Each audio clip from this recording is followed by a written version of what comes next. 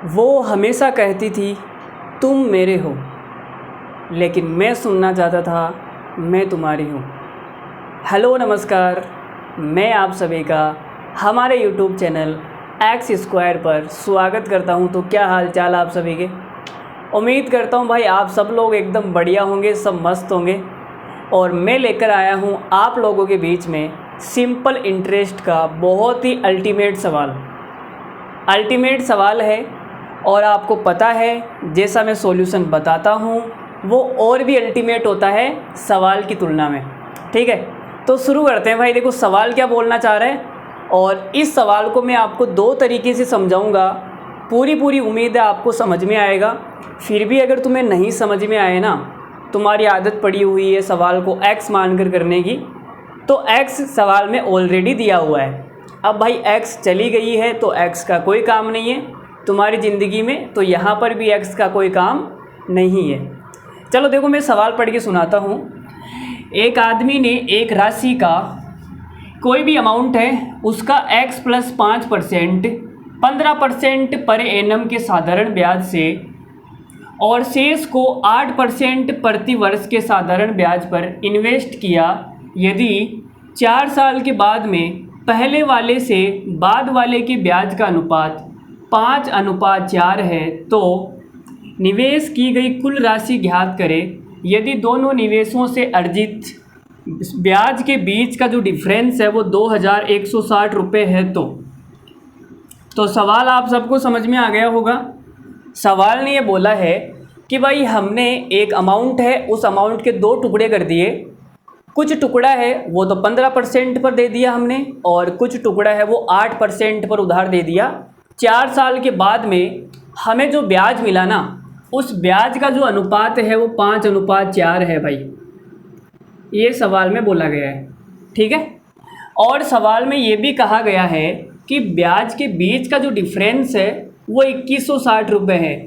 तो मुझे एक बात बताओ, आपने कहा अनुपात हो गया 5:4 और इनके बीच का जो डिफरेंस है वो कितना है, वो है 1। और इस 1 की वैल्यू कितनी है सवाल के अंदर? 2160 रुपये। बोलो इतनी सी बात समझ में आ गई। अब तुम कहोगे सर 1 की वैल्यू ये है तो 5 की वैल्यू निकाल लो यहाँ से। 5 की वैल्यू कितनी आएगी? 5 × 2160। और 4 की वैल्यू कितनी आएगी? 4 की आ जाएगी 4 × 2160। बोलो ये कहानी समझ में आई या नहीं आई? ये तो सबको आ गई होगी। चलो वेरी गुड, ठीक है।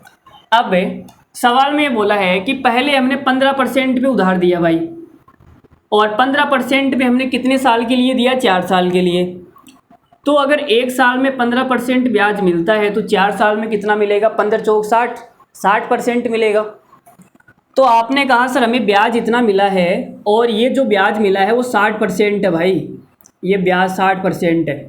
60% की वैल्यू ये आ गई। तो 1% की वैल्यू कितनी आएगी? तो आपने कहा निकाल लो सर। देखो 0 से तो 0 कट गया और ये 216 होता है वो 6 का क्यूब होता है। अगर मैं 6 से काट दूंगा तो ये 6 का स्क्वायर बचेगा। कितनी बार कटेगा? 36 बार। और 36 को 5 से इंटू करूँगा, 36 पंजो 180। 1% की वैल्यू 180 है तो भाई 100% कितना आ जाएगा? 100% आ जाएगा 18,000 रुपये। तो मुझे ये पता लग गया भाई कि मैंने 15% पर जो पैसा उधार दिया था ना वो कितना है? 18,000 रुपये। अब आगे चलते हैं। आगे 8% पे उधार दिया 4 साल के लिए तो कितना ब्याज मिलेगा? 8 चौक 32%, ठीक है। तो आपने कहा सर ब्याज हमें इतना मिला है, ये 32% की वैल्यू है मेरे दोस्त। तो 1% की वैल्यू कितनी आएगी? कोई बताएगा मुझे यहाँ से? आपने कहा सर 4 से काट दो, 8 चौक 32, 4 से कट गया। अब 8 से काट दो इसको तो 8 एकम 8, 8 दूनी 16, 2 बार जाएगा 8, फिर 8 सत्ता 56, 7 बार जाएगा, 0 आ गया। तो 1% की वैल्यू आ गई 270। तो 100% की वैल्यू कितनी आएगी? आप बोलोगे सर 27,000 रुपये। तो आपने 8% पे जो पैसा उधार दिया था वो कितना दिया था? 27,000 रुपये। तो टोटल कितना पैसा हो गया? 18,000 तो आपने ये दिया, 27,000 ये दिया, टोटल कितना हो गया जोड़ के? इन दोनों को जोड़ने से कितना आएगा टोटल पैसा, तो 18,000 और 27,000 आ गया 45,000। तो 45,000 रुपये हमारा इस सवाल का करेक्ट आंसर हो गया। बोलो कैसा लगा? हमारा तरीका अच्छा लगा या नहीं लगा बताओ?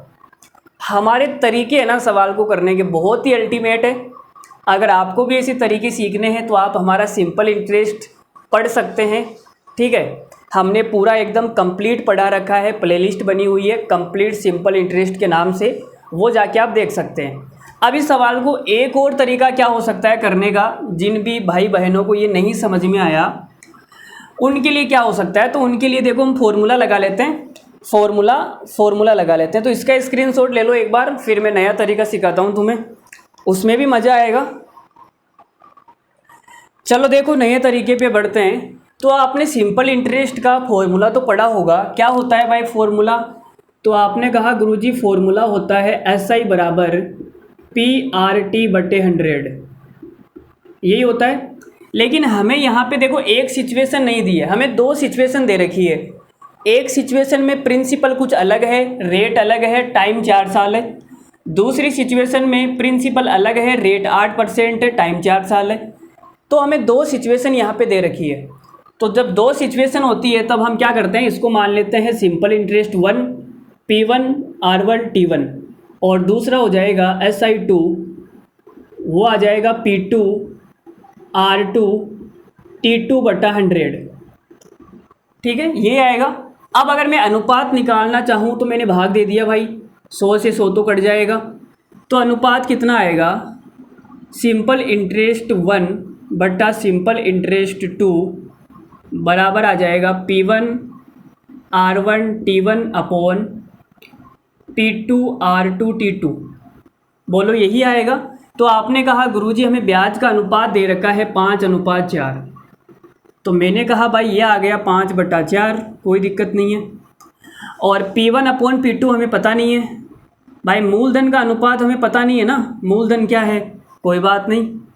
लेकिन हमें रेट का अनुपात पता है भाई, रेट पहले वाले केस में 15% है और दूसरे वाले केस में 8% है, परसेंट से परसेंट कट जाएगा।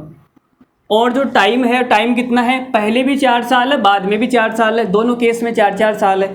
तो 4/4 करूँगा तो कट ही जाएगा ये। तो P1 अपॉन P2 कितना आ जाएगा, देखो ये 4 से कट जाएगा, 4 दूनी 8, और ये 5 से कट जाएगा, 5 तिया 15।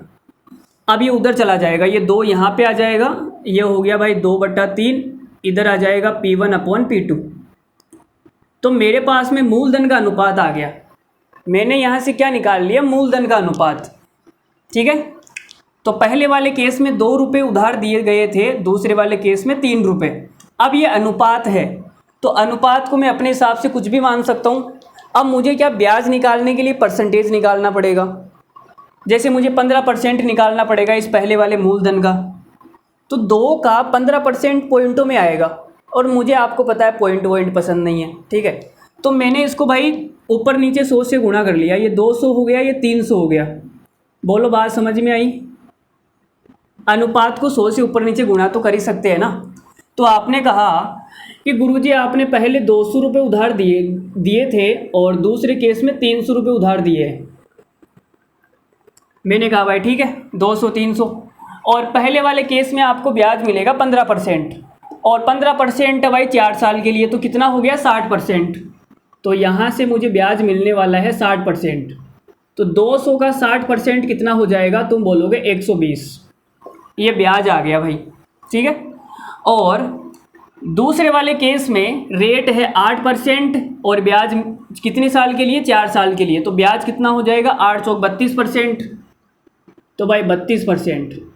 तो 300 का 32% कितना आ जाएगा 96। ये मेरा ब्याज आ गया।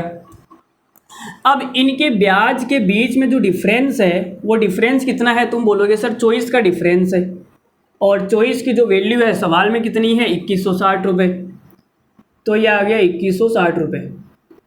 तो यहाँ से 1 की वैल्यू कितनी आ जाएगी, देखो काट देते हैं, मैंने 6 से काटा, 6 से तो ये 4 बार कटेगा, और ये 6 से कितनी बार कटेगा 360। अब 4 से और काटेंगे, 4 से काटेंगे तो 1 की वैल्यू कितनी आ जाएगी, 1 की वैल्यू आ जाएगी 90 रुपये। लेकिन मुझे क्या निकालना है, मुझे निकालना है कुल राशि। तो आपने कहा गुरुजी पहले वाली राशि है 200, दूसरी वाली राशि है 300, तो टोटल राशि कितनी हो गई भाई? टोटल राशि हो गई 500। अगर एक की वैल्यू 90 है तो 500 की वैल्यू कितनी आ जाएगी? तुम बोलोगे गुरुजी गुणा कर दो ना 45,000, 9 पंजो 45,000, 45,000 हमारा सवाल का आंसर हो जाएगा। बोलो कैसा लगा? अरे बोलो भाई मज़ा आया नहीं आया? अब देखो मैंने 2 तरीके आपको बताए हैं, लेकिन जो पहले वाला तरीका था ना वो अल्टीमेट था। ये वाला तरीका थोड़ा सा लंबा हो गया, मुझे ये अच्छा नहीं लगा। अगर तुम्हें अच्छा लगा है तो कोई बात नहीं। अब इस सवाल को करने के मेरे पास में और भी तरीके हैं, लेकिन वो तरीके मैं आपको बताऊंगा नहीं, क्योंकि वो बेकार तरीके हैं, मुझे भी वो पसंद नहीं है, और जो मुझे पसंद नहीं है वो मैं तुम्हें भी नहीं बताऊंगा। ठीक है, तुम्हें मैं वही बताऊंगा जो अल्टीमेट तरीके होंगे। आपको भी ये तरीके सीखने हैं भाई। अगर आप ऐसे तरीके नहीं सीखेंगे, एग्ज़ाम में टाइम ज़्यादा लगेगा, तुम्हारा सिलेक्शन नहीं होगा, तो ऐसी पढ़ाई का क्या मतलब? कोई मतलब नहीं है। जो पढ़ाई तुम्हें सिलेक्शन की ओर नहीं लेके जाएगी, उस पढ़ाई को करने का फ़ायदा ही क्या है, मुझे बताओ। तो अगर ये तरीके तुम्हें नहीं आते हैं ना, तो सिलेक्शन लेने के लिए सीखने पड़ेंगे। समझ रहे हो मेरी बात को, मैं क्या कहना चाह रहा हूँ? ठीक है, अब देखो इसमें x आया है, तो x का कोई काम ही नहीं है। मैंने x को कहीं पर लिया क्या काम में, बताओ मुझे? नहीं लिया ना काम में, तुम्हें भी नहीं लेना है भाई x को। x अब गई, जाने दो उसे। अब उसे ये करके दिखाना है, देखो अब CGL में लग के दिखाना है उसको। अब हम उसके पीछे नहीं जाएंगे, अब वो हमारे पीछे लगेगी। समझ रहे हो ना? तो x को मारो गोली, तरीके सीखो अल्टीमेट। तो चलो, उम्मीद करता हूँ आपको अच्छे लगे होंगे ये मेरे दोनों तरीके, और ये सवाल भी अच्छा लगा होगा। अगर हमारा सॉल्यूशन आपको पसंद आया है तो वीडियो को लाइक करके जाइए, और एक बढ़िया सा कमेंट करके जाइए, जिसको पढ़ने के बाद में हमारा दिल खुश हो जाए, जैसे तुम्हारा दिल खुश हो गया सॉल्यूशन देखने के बाद में। तो मिलते हैं भाई इसी प्रकार के अल्टीमेट सवालों के साथ में आगे। तो आज के लिए इतना ही, धन्यवाद, thank you very much, good night, love you all, take care, bye bye. ठीक है।